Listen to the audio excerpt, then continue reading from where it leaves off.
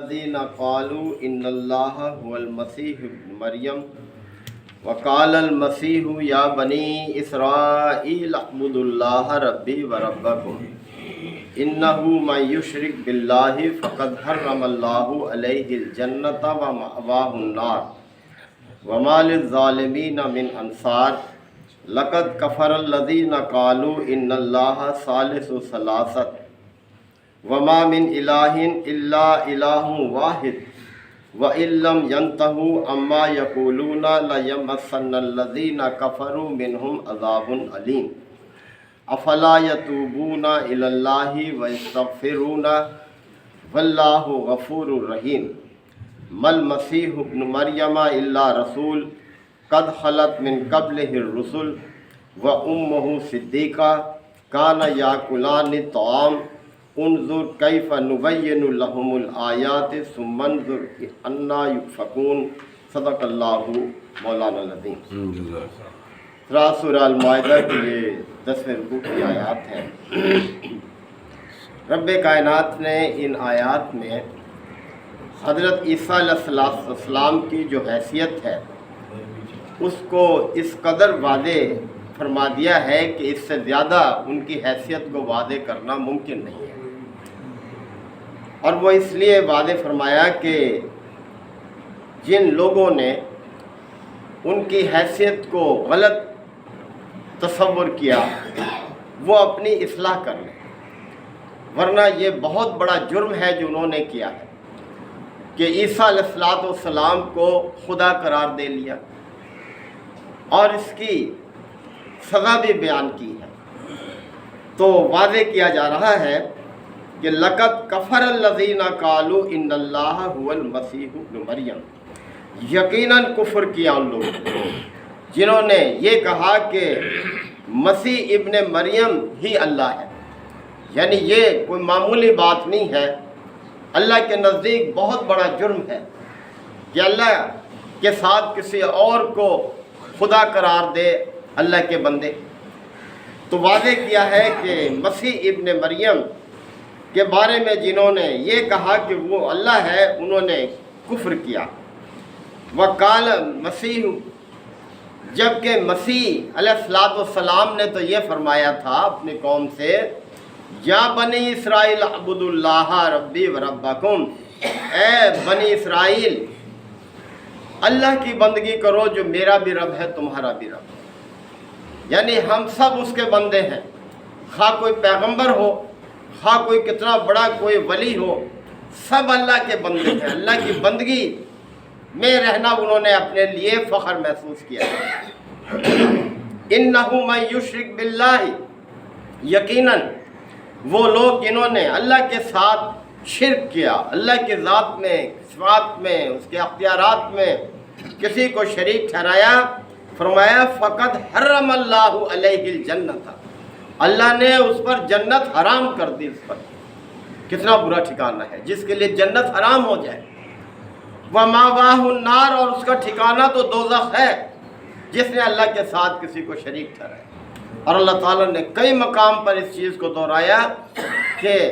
اللہ تعالیٰ ہرگز معاف نہیں کرے گا اس شخص کو جس نے اس کے ساتھ شرک کیا، اور اس کے علاوہ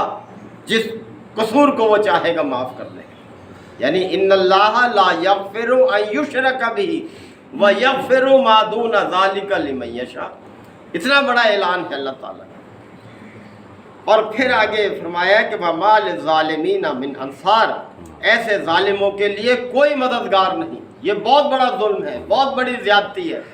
اللہ کے ساتھ کسی کو شریک ٹھہرا دینا، اللہ کا ہمسر بنا دینا، اس کے لیے جنت حرام کر دی اللہ نے، اور اس کا ٹھکانہ دوزخ ہے۔ لقد کفر الذین قالوا، یقیناً کفر کیا ان لوگوں نے جو یہ کہتے ہیں یا جنہوں نے یہ دعویٰ کیا ان اللہ ثالث ثلاثہ، کہ اللہ تین میں کا ایک ہے، یعنی یہ عیسائیوں نے اللہ کے ساتھ ان کی والدہ کو اور حضرت مسیح کو، تینوں کو جو ہے خدا قرار دے دیا۔ تو فرمایا کہ یقیناً کفر کیا ان لوگوں نے جنہوں نے کہا کہ اللہ تین میں کا ایک ہے۔ وما من الہ الا الہ واحد، جبکہ اس ایک اللہ کے سوا کوئی معبود ہے ہی نہیں، تصور نہیں کیا جا سکتا اس اللہ کے علاوہ کسی اور معبود کا۔ وَإِن لَّمْ يَنْتَهُوا، اور اگر یہ لوگ باز نہ آئے، یعنی اپنی اس حرکت سے، اپنے اس دعوے سے، اپنے اس نظریے سے اگر یہ لوگ باز نہ آئے، اما یقولون، جو یہ باتیں کہہ رہے ہیں، اگر ان سے یہ باز نہ آئے، لَيَمَسَّنَّ الَّذِينَ كَفَرُوا، تو ایسے لوگوں کو ضرور آ کر رہے گا، منہم، جنہوں نے بھی یہ باتیں کی ہیں، عذاب علیم، دردناک عذاب سے دوچار ہوں گے، اللہ کے اس بڑے عذاب سے بچ نہیں سکتے وہ۔ افلا یتوبون الی اللہ، تو کیا یہ لوگ اللہ سے توبہ نہیں کرتے؟ یعنی اب نبی کریم صلی اللہ علیہ وسلم تشریف لا چکے، آپ بھی اللہ کی ہدایت کو پیش کر رہے ہیں، مسیح ابن مریم کی حیثیت کو واضح کیا جا رہا ہے اس قرآن کے ذریعے سے، تو افلا یتوبون الی اللہ، تو کیا اب بھی یہ اللہ سے توبہ نہیں کریں گے، معافی نہیں مانگیں گے، اپنی اصلاح نہیں کریں گے، وَيَسْتَغْفِرُونَهُ، اور اس سے بخشش نہیں مانگیں گے، یعنی اپنی اصلاح کر لیں، تو پھر کیا ہے، واللہ غفور الرحیم، اللہ درگزر کرنے والا ہے، رحم کرنے والا ہے، معاف کر دے گا اللہ۔ جب کوئی بھی اپنی اصلاح کے لیے مائل ہو جائے، اللہ سے رجوع کر لے، آئندہ کے لیے اپنی اصلاح کر لے، تو وہ اللہ کو ضرور معاف کرنے والا پائے گا۔ اللہ سخت گیر نہیں ہے اپنے بندوں پر، وہ تو مائل و کرم ہے، معاف کرنے والا ہے، اور اسی صفت کو اس نے اپنے اوپر لازم رکھا ہے، رحم کی صفت۔ مل مسیح ابن مریم الا رسول، مسیح ابن مریم اس کے علاوہ کچھ نہیں ہے کہ وہ اللہ کے رسول ہیں، قد خلت من قبلہ الرسل، ان سے پہلے بھی بہت سے رسول گزر چکے، یعنی جیسے اور رسول اللہ کے آئے اس دنیا میں لوگوں کے سامنے اللہ کی ہدایت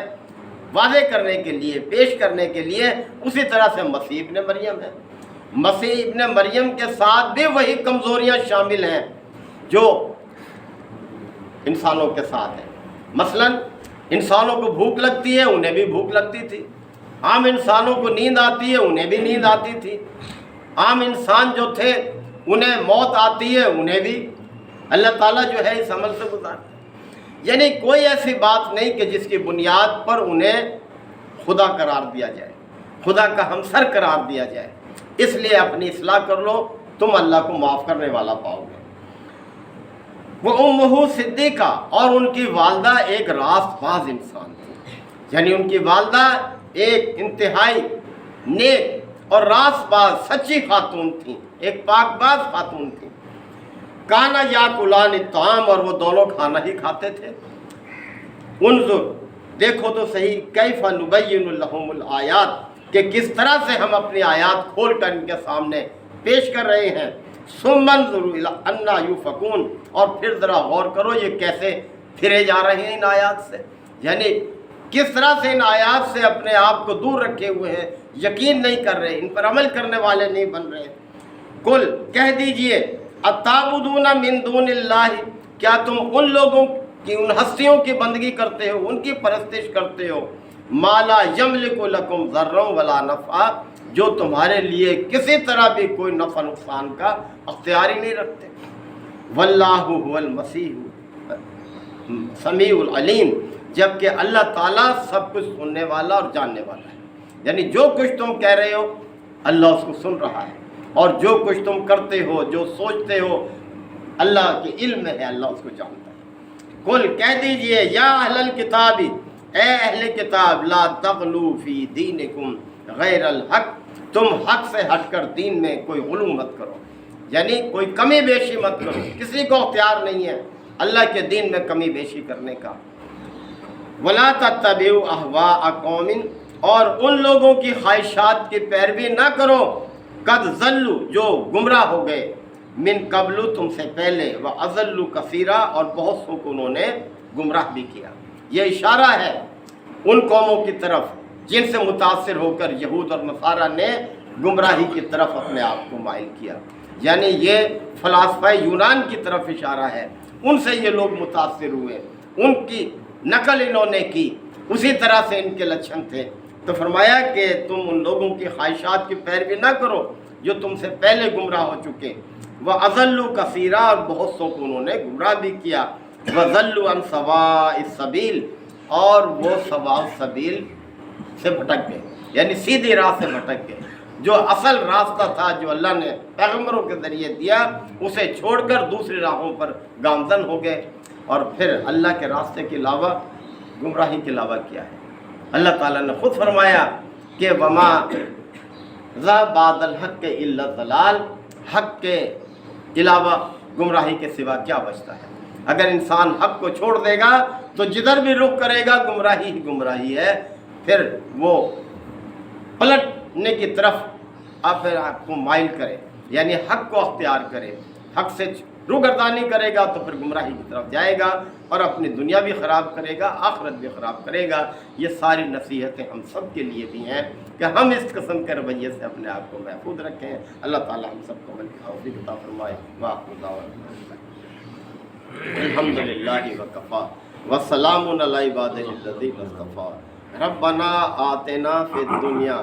حسنۃ وفی الآخرۃ حسنۃ وقنا عذاب النار وادخلنا الجنۃ مع الابرار یا عزیز و یا غفار یا رب العالمین۔ اللہم انک عفو کریم تحب العفو فاعف عنا۔ اللہم من احییتہ منا فاحیہ علی الاسلام ومن توفیتہ منا فتوفہ علی الایمان۔ ربنا تقبل منا انک انت السمیع العلیم وتب علینا انک انت التواب الرحیم۔ صلی اللہ تعالی علی خیر خلقہ محمد وآلہ وصحبہ اجمعین۔